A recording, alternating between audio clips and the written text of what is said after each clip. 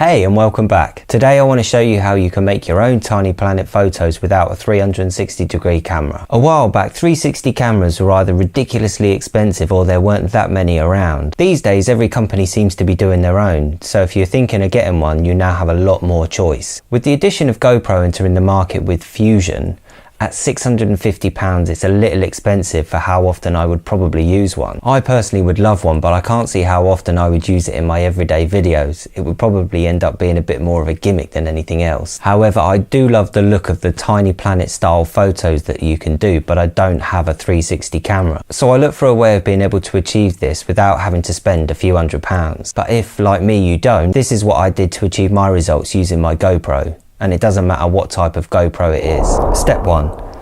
To start with, I took 2 photos of my garden and stitched them together in Photoshop. What I will do sometimes is I will run a time lapse using my GoPro so that I can choose 2 photos that will work best together. Now the GoPros shoot wide, but it wasn't quite wide enough, which is why I had to stitch 2 together.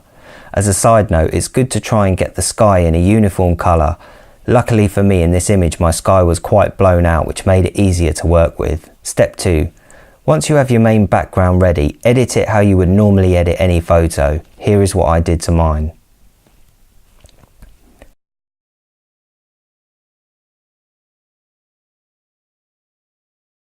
Step 3.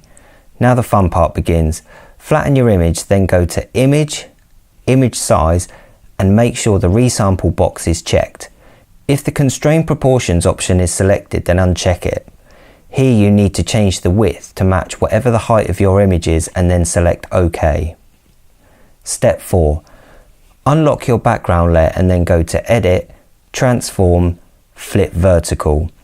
Your image should now resemble something like this. Step 5. Now go to Filter, Distort, Polar Coordinates and make sure Rectangular to Polar is checked. Then select OK. Now you will notice it's starting to take shape. Step 6. Depending on your image, you may need to tidy it up a little. This is the stage that frustrates me the most, as I always end up going back and recropping the image. Each image will be different, and this stage is especially hard if you have skylines, buildings in it. Don't worry too much though, as in the next steps I like to hide the join so you don't notice it. Step 7. This is the cheat part. For this step, take your GoPro and find a subject to get a photo of. For this one I got my wife and daughter and stood as high above them as I could, pointing my GoPro straight down. Once you have your photo, take it into Photoshop and edit it to match as closely as you can to the main background image. Step 8. Now if you are like me, this is the trickiest part. You need to cut out, isolate your subject from its background. I'm doing it very rough so mine won't be as refined as it should be, but take your time and get those edges looking perfect. The more time you spend on this part, the more believable it will look. Step 9. As I mentioned in part 6, this is a part where you can hide the join. Compose your image and cover it up. I also like to add a bit of realistic shadow underneath just to make the effect more believable.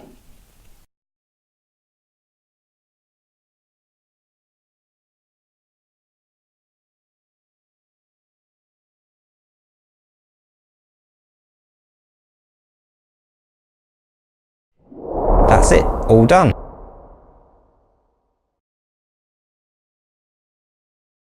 Thank you for watching, and to those already subscribed, I will see you next time. And to those who aren't, why not subscribe and click the bell below to get notified of any future videos that I do, which I always upload every Thursday at 7 o'clock. Hopefully see some of you in the next video. Laters.